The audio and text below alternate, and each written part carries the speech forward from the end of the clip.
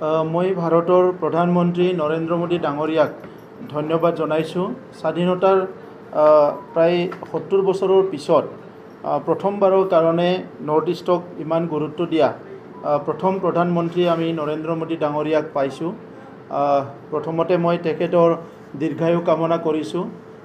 উত্তৰ পূৰ্বাঞ্চলৰ তৰফৰ পৰা বহুত সময়ত উত্তৰ পূৰ্বাঞ্চলৰ মানুহবিলাকে আমাৰ উত্তৰ পূৰ্বাঞ্চলক নেগলেক্ট কৰা, অলপ ডিপ্ৰাইভ কৰা তেনেকুৱা এটা চৰ্চা স্বাধীনতাৰ পৰাই চলি আহিছে।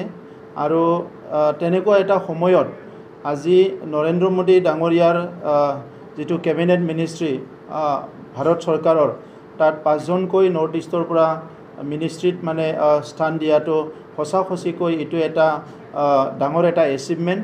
আৰু এই যি এই ইনিচিয়েটিভে উত্তৰ পূৰ্বাঞ্চলক ভাৰতৰ এটা ইণ্টিগ্ৰেল পাৰ্ট হিচাপে ৰিয়েলাইজ কৰাত সহায় কৰিব। আৰু উত্তৰ পূৰ্বাঞ্চলৰ আমাৰ সকলো নাগৰিকে এতিয়া ভাৰত চৰকাৰৰ লগত খুব ক্ল'জলি থাকি পেলাই কাম কৰিবলৈ সুযোগ পাব। গতিকে ইয়াৰ আগতো নেডা গঠন হৈছে বিজেপিৰ নেতৃত্বত। এই নেডাটো আজি বহুত উত্তৰ পূৰ্বাঞ্চলৰ দল সংগঠনবিলাক পলিটিকেলি যথেষ্ট স্পেচ পাইছে। আৰু এই মন্ত্ৰীসভাত আৰু এটা উল্লেখনীয় কথা আছে। প্ৰথমবাৰৰ কাৰণে এই মন্ত্ৰীসভাত আমি দেখিবলৈ পাইছোঁ 8জনকৈ ST আৰু 12জনকৈ SC ইয়াত স্থান দিয়া হৈছে। ST SC মিলি 20জন আজি কেবিনেট আৰু ৰাজ্যিক মন্ত্ৰীৰ স্থান পাইছে। গতিকে আমি ক'ব পাৰোঁ যে বৰ্তমান ভাৰতত যি চৰকাৰ চলি আছে, এই চৰকাৰে সঁচাকৈ সবকা সাথ সবকা বিকাশ আৰু সবকা বিশ্বাস যি প্ৰধানমন্ত্ৰী ডাঙৰীয়াৰ যিটো মেইন মন্ত্ৰ, সেইটো প্ৰতিফলন হৈছে। আৰু তেনেকুৱা যদি হয়, ভাৰতবৰ্ষৰ ইণ্টিগ্ৰেশ্যন, ভাৰতবৰ্ষৰ ইউনিটি, ভাৰতবৰ্ষৰ যিটো ষ্ট্ৰেংথ, ইউনিটি ইন ডাইভাৰ্চিটি, এইটো সদায় ইয়াত জীয়াই থাকিব। আৰু আমি সকলো গৌৰৱান্বিত হৈছোঁ যে ইমান ভাল এটা ভিজনাৰী নেতৃত্বৰ তলত আজি আমি আছোঁ। গতিকে আমি উত্তৰ পূৰ্বাঞ্চলৰ মানুহ হিচাপে আনন্দিত হৈছোঁ।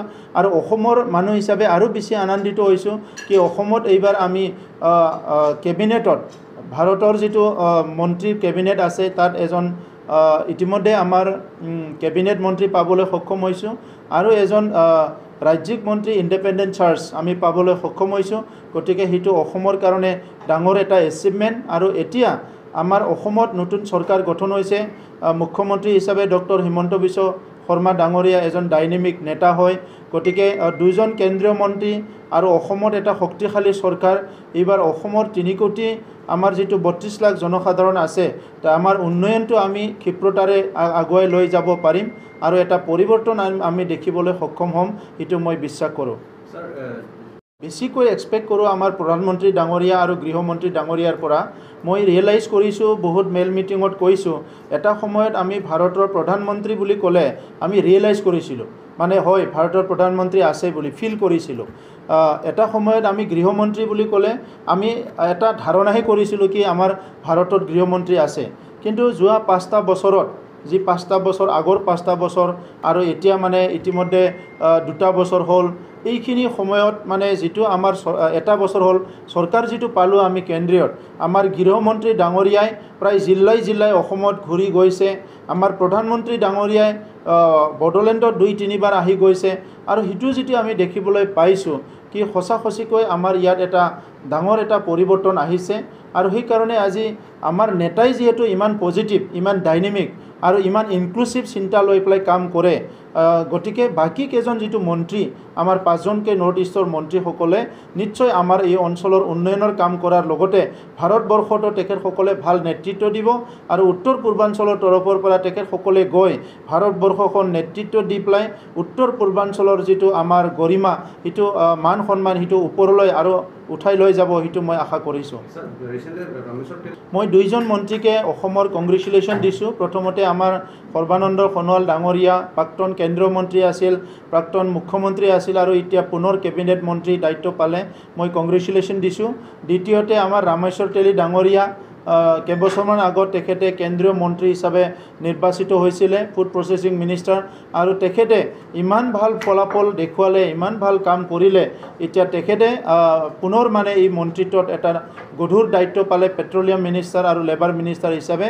গতিকে ৰামেশ্বৰ তেলী ডাঙৰীয়াকো মই ভৱিষ্যত উজ্জ্বল কামনা কৰিছোঁ, তেখেতক কংগ্ৰেচুলেশ্যন দিছোঁ, আৰু অনাগত দিনত আমাৰ অঞ্চলবোৰক আগুৱাই লৈ যোৱাত তেখেতে ডাঙৰ এটা ভূমিকা পালন কৰিব বুলি আমি আশা কৰিছোঁ। Central Institute of Technology, Kokrajhar. Admission going on for the season 2021 and 2022. Programs offered of Diploma, B.Tech, B.Des, M.Tech and PhD. Facilities provided: best library in the Northeast, bus facility, hostel, 24/7 internet, Wi-Fi and many more. 24/7 power and backup, digital classroom and best laboratories.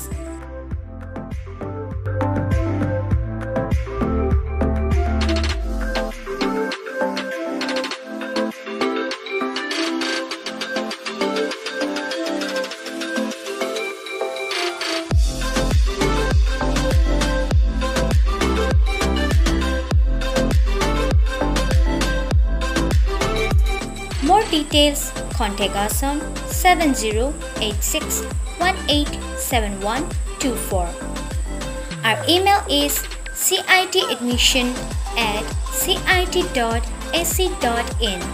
Our website is admission.cit.ac.in. CIT alumnus are working in one of the best companies like Amazon, Baidu, Cognizant, Wipro, Infosys, Indian Oil, Erection, NSC, etc.